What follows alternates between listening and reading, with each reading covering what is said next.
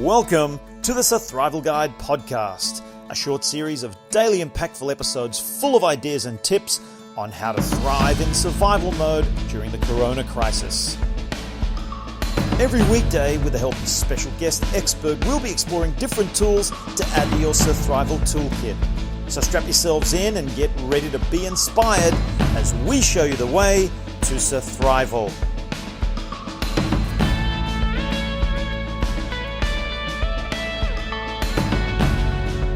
Hi there everyone, and thanks for joining us on the Sur-thrival Guide podcast. I'm Mark Stabina, former professional rugby player and now leadership consultant with Winning EQ, which basically means I help individuals and teams achieve excellence in sports, business, and in life in general, which is also why I've created the Sur-thrival Guide ebook. And if you haven't got your copy, that's what it looks like. Go to winningeq.com and download your free copy, I should mention, immediately. And that is also what this podcast is based on. Bringing that ebook to life to talk about the various topics with the help of some experts. And one of the main topics I feel in the book is about forming habits. It's very important that if we're developing new thoughts during this time in this pandemic, and we acknowledge that we need to change some of our habits or our behaviors, doing it consistently can be the biggest challenge so that we actually form a habit. So I talk about The Power of Habit, which is a book by Charles Duhigg in the ebook, and I base a lot of my understanding on that. And we have an expert to help us also talk about that. She's a neuroscientist, and before I introduce her, let me give you just a taste of her CV. And this is a taste of her CV. And I have to read this to do her justice. So, we have Kristen Willeumier. And she's a PhD. She has a bachelor's degree in psychology from Boston College, PhD in neurobiology from UCLA. She's in California right now. She conducted her graduate work in the laboratory of neurophysiology at UCLA as well, and the lab of neurogenetics at Cedars-Sinai. Oh, and by the way, the prestigious NIH fellowship was awarded to her, so from the National Institute of Mental Health. That's a big deal. Also, she's given a lot of her knowledge on radio and various media channels, including Radio MD with Your Brain Health with Dr. Kristen Willeumier, and the Salem Radio Network with Here's to Your Health. So she's out there spreading the good word. And finally, she's got a book coming out, which I'll let her talk more about. Biohack Your Brain, How to Boost Cognitive Health, Performance, and Power. Basically, the perfect guest to talk about forming habits and the power of habit. Please welcome Kristen Willeumier. Welcome, Doc. Thank you so much for giving your time and your experience and your extensive knowledge, as I just gave everybody a taste of that. Mark, thank you so much for for inviting me as a guest on your podcast. It's such a pleasure to be here, and thank you for sharing a little bit of my background with your listeners and your followers. And how are you doing today? I'm doing wonderful, considering the circumstances under lockdown, but doing things like this always bring me joy and a sense of accomplishment and getting value out to people. So I love this. So thank you so much for helping me with this and my time in lockdown, but more importantly, for giving value to the people that are watching and listening. So thanks again. I know you're a very busy woman. I gave you a taste. I gave everybody, and you said just a short taste because we have limited time on this, but I wanted to just let them know what a big deal you are, first and foremost, in the science world. But can you give us a little 2-minute intro and bio into how you got there? How did you get into neuroscience? And there's something about having an athletic background as well that people will be interested in. Well, thank you, Mark. Yes, so I didn't start out wanting to be a neuroscientist. When I grew up, I wanted to be a professional equestrian and show horses in the Olympics and be an Olympic show jumper. So at the age of 7, I started riding horses and competed in the show jumping circuit from 7 to 17. So I spent about a decade riding and showing and training just the way professional athletes do, every day at the barn, every weekend at a horse show. So I really had that athlete mindset and the discipline of an athlete. And I finished competing and I went off to Boston College, I wanted to really take the background that I had in athletics, and I wondered how I could actually use that to create a career. So I thought I was going to go into sports psychology, which is why I was a psychology major at Boston College. And I got very interested in cognitive psychology, more from the perspective of wanting to be able to help elite athletes or any athletes for that matter, really attain their dreams and attain their goals. And how do they do that? By changing the way they think and their cognitive function, and what kind of tools could athletes use. So I was very interested in that science. At the time, the people that went into sports psychology also tended to be athletic trainers. And I knew as I started doing more research into it that I think was more drawn to some of the harder sciences. And I did a pivot and thought I was going to go into medical school. Started working with a surgeon in the operating room and did a whole bunch of time at post anesthesia unit at Children's Memorial Hospital, emergency room at Northwestern, just trying to get an idea of, do I want to be in medicine? And ended up pivoting again into neuroscience, more because of somebody I met who happened to be a team doctor for the New England Patriots, brilliant person, and saw an aptitude that I had for science that I didn't even know. I didn't even acknowledge that I had. So, sometimes we're, going through these points in life and we meet somebody and your road is going this way and then you do that pivot to this direction. So what I decided to do was, explore it. Like, am I proficient in science? And that's what got me to UCLA. First started doing a master's program in physiological science. And that's when I really got into the laboratory work, right? Dissecting brains, looking at them under a microscope, realized I really flourished in that setting. And I think being a research scientist takes connecting with a more introverted element of my personality. I'm an only child, so I did act very well in that environment.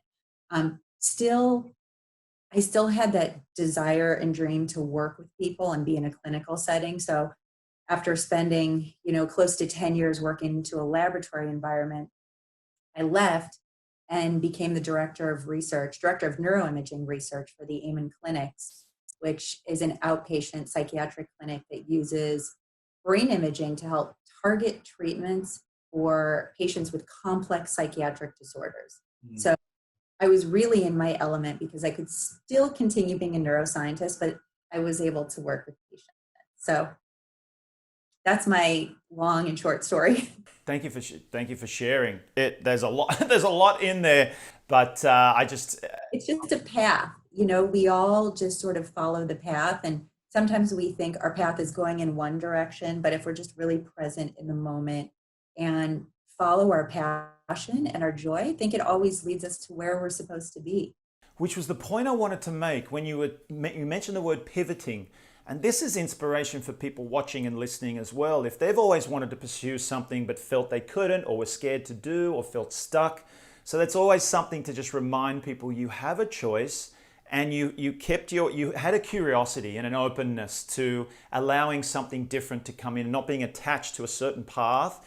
You pursue something because you enjoy it. Sometimes that changes. And when somebody comes along, as long as you're present to it, like you said, that person came along from the Patriots that then allowed you to follow another path. But it took you to be open to that. So I think that's inspiration for people as well. Thank you. Yeah, no, I still reflect back and I think, wow, that was one of those moments in time, a choice point where I could either continue on a path in medicine or pivot and go into this path in neuroscience. And my work still ended up with professional athletes, and we can talk about that a little bit later, but my life sort of has this interesting trajectory, starting off as an athlete, thinking that I was going to be a sports psychologist, then wanting to go into medicine, pivoting into science, and then science brought me right back to working with professional athletes.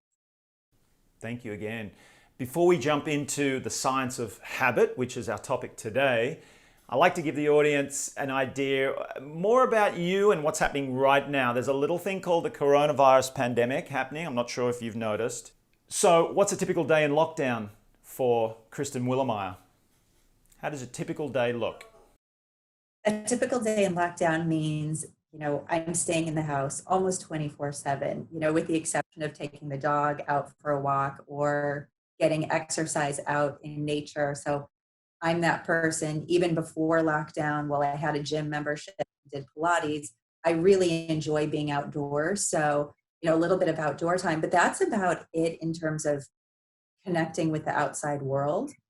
Um, all of the groceries come in through Instacart. It really streamlined a lot of things where you once would just go out in the car and, run over to the grocery store. Now, I'm reliant on other people to bring my food to me. And I'll tell you, during a time like this, the first time we used Instacart, it took 9 days for the food to come. And then you have to start to be very creative because the food supply is dwindling, and it kind of starts working on your mind like, when am I going to get access to food? Am I going to get fresh vegetables? Can I make my green juice? It was kind of interesting from a mental standpoint, making the adjustment to not being able to be in the outside world. So, um, and from a work standpoint, all of the research projects that I had that would entail travel internationally or doing any sort of research project where I'm putting an EEG cap on somebody and measuring their brainwave activity, and helping assess brain function, all of that has come to a halt. Mm. Um, I actually don't know when I'm going to be able to pick up research projects right in the foreseeable future. So pretty much everything I'm doing now has to do with writing, and I still work with clients one-on-one Zoom meetings. So it's just a whole new way of doing business. Right. And again, there's that word pivot. You've had to pivot and get creative in how that happens. Thank you again. I like to remind people, while you might have a different occupation and different ambitions, we all are in very much a similar situation in some ways. So just to get some insight into how it's impacted you and your home and work life, people can relate to. Definitely. We're all in this together. We are. Crazy and unique, and also a lot of opportunities. So, habit. In my ebook, I talk about the importance of developing habits so that we can sustain. If we make a commitment to change a thought, to change a behavior, to a more healthy behavior, or one that is more positive for our mindset, to achieve the goals that we've set out to achieve, that's the first step. The hardest thing is consistency, as you will probably agree with me, in maintaining that and sustaining that so that then a habit forms. I won't go into it too much. I'll allow you to add the science to it, but give us some examples of work that you've done in helping people form healthier habits for their life. Well, I'd be happy to do that. So before I do that, I'm just going to do a little teaching moment for everyone. I think you'll appreciate. So when we think about forming habits, I always like to introduce the brain, which is my favorite organ. I've been studying it for 20 years now. Brain is 3 pounds, takes up 2% of our body's weight, but it consumes 20% of our body's energy. And it does this 24 hours a day, nonstop. So it's a very energy hungry organ. When your brain is working optimally, we say it's stable and efficient. So I'm going to take that principle and now bring it to habits. So what are habits? Habits are essentially things that we do consistently over time. It's literally just the routines that we do day in, day out, and practice again and again and again. Examples of habits: tying our shoe. Example of habit: brushing our teeth, taking a shower, right? Getting in the car and driving and getting a Starbucks in the morning. These are all habits that we do. How does a habit form in the brain?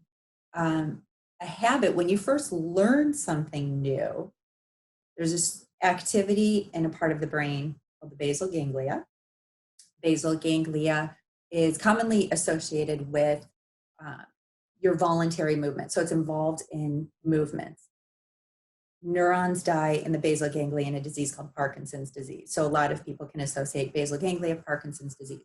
So when we're learning a new habit, which is what we're talking about today, the neurons in this region of the brain fire, And the neuronal firing actually takes up energy, like it's got an energetic cost. So there's this energetic cost to learning something new. But once we practice it over and over again, every single day, day in, day out, day in, day out, the brain says, I want to be really efficient. I see this person is doing this habit every single day. So the neuronal firing patterns changed. So the neurons for that particular habit sort of wire together in a circuit. And it allows the brain to be more metabolically efficient. So it's like, okay, Kristen's going to get up, brush her teeth. She's going to hop in the shower. I know she does it every day. It kind of then goes into autopilot. And that's how, I can then have room to think about other things. Like, well, I'm brushing my teeth, I'm taking my shower, I can think about what I'm going to do today, right? And all of sort of the great brain health habits that I want to do. So I think people need to understand habits are things we practice regularly. The brain, to be more stable and efficient, then takes it and automates it. So it's actually sort of automatic now, running in the background in our subconscious, our unconscious mind. And in order to change it, we actually have to be aware of it. So when you think about wanting to change a habit, what are the things people want to change? They want to lose weight, right? That's a huge habit, right? Every New Year's, right? What's New Year's resolution? I want to lose 10 pounds. I want to lose 20 pounds. Quitting drinking, quitting smoking, right? The list goes on. Eating healthier. So I just thought I'd give you more of sort of the background of what habits are, why they form. And I think something that's really important to kind of wrap your mind around is once you form a habit, it's always there, number one. So if we want to override it, we have to be very consciously aware of the actions that we're taking to do it. Mm-hmm. Number two, the brain doesn't know if a habit's good or bad. It's just watching the actions you're doing, like the motor functions, and then going, okay, she does this every single day, day in, day out. It's like driving to the Starbucks. Oh, we do it every day. Every day we get that Starbucks at 9:00. And it just, you sort of go on autopilot. What is happening for some people, why can't we change these habits? Well, I'll get into that. But thanks for the background. I can't help myself. I start talking. Yeah, and that's why you're here. Talk. You do the talking. We have a great resource in understanding. So that's a good base. Thank you for that. I have a question just on that as I'm listening to you, because there's been conflicting research and evidence around how long it takes. We talk about this autopilot. So I've heard things from 29 days to then, no, it takes at least 60 days for a habit to fully form so it becomes automatic, and that autopilot that you talk about. Can you speak into that as well? Is there a golden, like a sweet spot for how long you would need to persist with a certain behavior so it becomes a habit? I've seen that in the literature. And part of the reason why I can talk about habits, I should probably share with your audience, is back when I was at the Amen clinics, and again, I mentioned that's a psychiatric clinic, I ran a brain-directed weight loss group. And what I found is this group would usually be a 12-week group. And many people would say, okay, you can change a habit in 12 weeks or 3 months. See, that's when you start to go, how long does it really take for somebody to embrace a new habit and have that become automatic? And I think the reason why there's no set point in the literature is that it's different for different people. Right. And it's going to depend on your ability to believe in the habit, right? Do you actually believe in the thing that you're trying to change? Are you motivated to do it? And do you have the self-discipline to be able to do it and practice it consistently? And the self-discipline piece is very important, because that's the piece that can be exercised like a muscle. You can actually improve your self-discipline over time. When I ran these groups, the first group I ran was with NFL football players. And the reason why I did this is we had in 2009 neuroimaging study in 100 professional football players studying the effects of playing professional football on long-term brain function. 50% of those players were overweight or obese. So one of the first things that I had to do was run this brain-directed weight loss group teaching professional athletes how to lose weight for their brain health. So I had this wonderful group of participants who it was like a laboratory setting. You know, I'm teaching them just as I'm teaching you now, every week, the habits to take care of their brain health. Why they were so successful, and getting back to the point of how long does it take to change a habit, what I found in my experience is professional athletes are very disciplined. They spend their entire life listening to coaches and seeing results, right? A coach says you need to do 2-a-day practices, you need to lift this kind of weight, you know, the strength training and the conditioning and the eating, all of these great habits have been ingrained in their brain, and they've got a great ability to be disciplined in the execution and getting the result. So as I started running these groups, I was like, wow, these players are incredible. Every single thing I told them to do, if I'm like, here's a new habit I want you to take up this week, they just did it. And the results were extraordinary. So I want to say, to your timeline question, I think if you have the self-discipline and you have the belief you can change and you're motivated, I think you can change a habit rather quickly. For people who don't have that structure in place, or just, you know, that's not their life, they haven't been around that kind of structure and discipline, this is where having groups and accountability can help accelerate having that habit turn automatic. Yeah. Great stuff. Great stuff. And adding to that, because in my book I talk and I suggest, you're right, everyone's different, but what I suggest as a starting point is, you know, to get people on a new path to Sur-thrival. So taking this opportunity with a little bit of extra time, change circumstances, is to set a goal, because I think that's the key as well. These athletes are normally goal driven and they understand what it means to be disciplined toward a goal. They had buy-in as well. You came in, they believe in what the coach says and that this will help. You come in, they respect you and what you know, so that helps buy in as well. So they're not just doing it, they believe in it to a degree. Now that I suggest 30-day challenges for people. 30-day, we see it a lot. And not necessarily because in 30 days you'll form a habit, but imagine telling somebody that, all right, we're going to change your habit, we're going to do even 12 weeks. To some people that feels like and seems like Mount Everest. So if it's 30 days, it might become 12 weeks to properly form a habit, or 8 weeks, or whatever it is. But at least if we set a goal for 30 days, it's a calendar month, and that you can see the finish line, is my experience of what people do. So the thought of 30 days to then put you on the path to forming a new habit, if you don't already form that new habit, is something I recommend. So I just wanted to add to what you were saying about your studies, is 30 days to, if there's something that's really important that you want to, and it might be a new morning ritual. It might be, I know that yoga is good for me. I know that meditation is good for me. And if we just choose one, meditate every day, give yourself a 30-day challenge. And I love what you say about the accountability, because I talk about grabbing yourself an accountability buddy. Get somebody that it doesn't even have to be someone you know or you trust. It's probably even better that it's someone you don't know. But at least you're associated in some way and trust to a degree that they will check in with you and you can check in with them.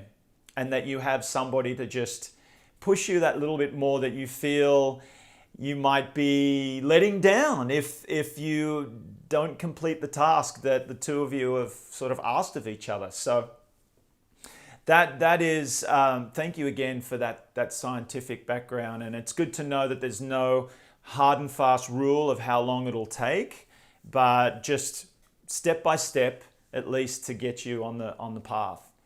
It's just, to your point, it's figuring out what is important to you and making that change and committing to it on a daily basis. So I could give you an example of how we did it in the weight loss group, which could be really interesting and sort of make it tangible for everyone. Please. So, and they're really following the same steps as you. if somebody would come into a group, the first thing I would say is, first, just be aware of the thing you want to change. So in that particular instance, people are like, I want to change my weight, right? I was actually teaching the group from a brain health standpoint. So the goal was, I'm going to teach you the principles on how to be brain healthy, and the actual end result is going to be brain health, and then the side effect is weight loss. So I didn't even make weight loss the key. I made, we're going to implement great brain health principles, and you're going to see when you take care of your brain, the pounds come off your waistline. So it was becoming accountable, number one, for what the thing is that you want to change. Because if we live our life on autopilot and don't go, okay, this is the one thing that I want to focus on, make that tangible. The second thing you mentioned, goal setting. So just say, okay, if I'm running a 10-week weight loss group, I would tell everybody, here's what you can expect. In 10 weeks, anyone can lose a pound a week, right? If you're overweight or obese, a pound a week, sort of across the board. If you're going to really work at it and work hard, you can lose up to 2 to 2.5 pounds a week. That's not just doing dietary changes, but now I'm going to add the exercise. I always called that weight loss extra credit. And so I would run the first group, and for them to go, okay, she set a goal for me. I know in 10 weeks I can lose 10 pounds. If I'm really motivated, in 10 weeks I could lose 20 to 25 pounds.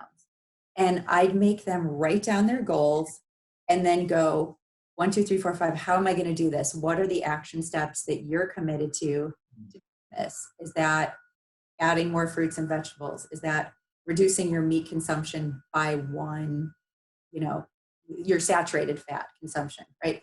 Is it bringing your sugars down to 25 grams or less per day? Is it going out and walking an hour or doing 10,000 steps? So I have them write down their goals, so we kind of create that bigger picture. And then because they knew, people who went in my groups knew at the end, I would always let the person who lost the most amount of weight come back for free indefinitely. So I made a reward. Usually rewards are very important, right? At the end of the goal, like if I lose weight, if I'm going to change these habits and weight loss is the goal, I would provide the extra incentive of, you can be educated indefinitely from me as long as I run these classes. And what I found is, not only would I call that the biggest loser, the person who lost the most amount of weight. So sometimes that was 25 pounds. Sometimes I'd have people lose 40 pounds. And the group would actually watch it happen. So I had accountability along the way. Every week we do weigh-ins. And every week I would have them change one habit only and focus on it. Mm-hmm. Is the habit for this week, I'm going to increase the amount of water you drink, right? And so we're going to have everybody drink half their body weight in ounces of water. And so we kind of do it in community together. So that was week 1. And I'm like, okay, I've got the week 1 habit down. Now we're going into week 2. You're going to do the water, right? So we've got that. What are we all going to tackle in week 2? So we also did it in community. So we had, people were motivated. They had buy-in. I set the goals. They set the goals. They actually saw that by listening to the habits that I recommended, that they could lose the weight. And it was this, you just saw that it had this incredible effect where everybody just started doing it, right? It was the accountability piece. It was working, and success breeds success. And I think that's why, if somebody's listening and they want to change a habit and they're having a hard time getting started, that's where the accountability piece that you were talking about is important, or bringing a coach or somebody around you who can actually help reinforce you doing these behaviors every single day. Kristen, thank you. I was going to ask you, do you have some tangible tips for our listeners and viewers? I think that's it. That is perfect to get started. That structure, the step-by-step. I heard accountability in there. Community is huge, and that is a big struggle for a lot of people, is just to ask for help. That's a big step, is just make that commitment to get other people involved. It'll create accountability, but also celebration. right? So I heard as well, I'm going to put another word in there, celebrate your little wins as you go along the way, because part of forming habit, as you've said, is also the reward element that the brain really latches onto, incentive and reward. So set your habit changing structure around setting goals. Make sure you've got accountability, if you can do it with a group or at least one other person or a coach. You've got the community aspect and the celebrating and the rewards as well. And you're on your way to forming new habits. You are. It works. It really works. And I think during this time now more than ever, we're in the pandemic. We're home. Many of us now have, I don't want to call it leisure time, but it's like we're home more and we have time to lean in to the habits that we want to change. So I would say if I were to sort of close, identify the things that are most important to you that you want to change. Link into the motivation. Why are they important? So if I were to say it's, losing weight, right? Well, you're not gaining the COVID-19 or the quarantine 19, but saying, you know what, I'm actually going to take this as an opportunity to change some of the bad habits that maybe I had before. And, we're all home cooking more, eating more vegetables, drinking more water, getting out and exercising more. I don't know, you figure out what it is that you want to change. And then I would actually just create a goal around it and say for the next, as Mark would say, 30 days, right? I'm going to commit for a month. And can I do this routine every single day? And can I practice the discipline of doing it, feeling the reward of completing it successfully? And then I think, again, success breeds success. And this is what I found, when I ran these groups. It's like, when people started to see each week they could lose a pound or 2 pounds, and it was just happening consistently, it was so motivating that they're like, I'm ready to take on another challenge, and I'm ready to take on another challenge. And so, I think this is just a great time for self-care and thinking more about the things that we can take on, that when coronavirus is over and we go back to our life, whatever the new normal is, we're armed with great new habits that support our health and well-being. Thanks, Doc. So many great things for people to apply right now to put them on the right path to changing a habit for the better, to help them thrive. And that's the thing. It's use this time now and have that insight after this, where this will pass. Things might not go back completely to normal, as we were discussing before. However, you can put yourself in a really good position starting now so that when the waters get a little calmer out there, you are ready to thrive and flourish in whatever area it is in your life. So that's what this is all about, taking that opportunity. Thank you again so much. Dr. Kristen, how can we support you in your mission to help people develop better brain health and forming new habits and help you get the word out there that you do so well already?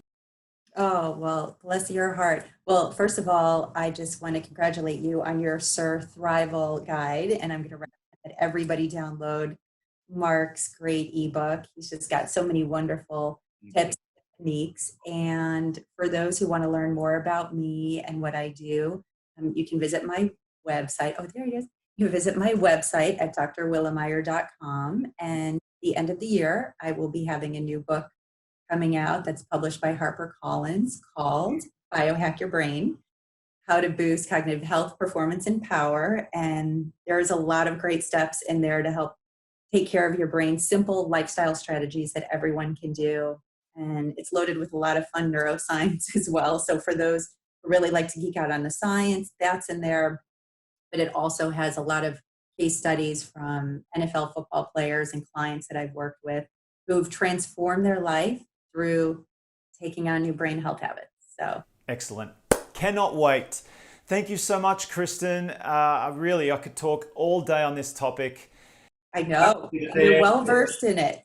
You're well versed in it. So I know people should come and continue to follow you and your great work. And it's such a pleasure to know you. And we met through Eric Cousin, who you have also had on your podcast, and your support for mental health and people taking care of their mental health and their brain health is so important. So thank you for all the great work you're doing in the world as well. Thank you. I really appreciate it. And I have a feeling we will chat more again, maybe a part 2 or another episode, or we'll definitely be collaborating to help athletes in the future. But for now, we must say goodbye and thank you again for your time. Dr. Kristen Willeumier, you've been wonderful today. Thank you. Thank you. Such a pleasure. Take care and be safe. And you, and all of you as well out there. Stay safe, be well. Hope you enjoyed this as much as I have.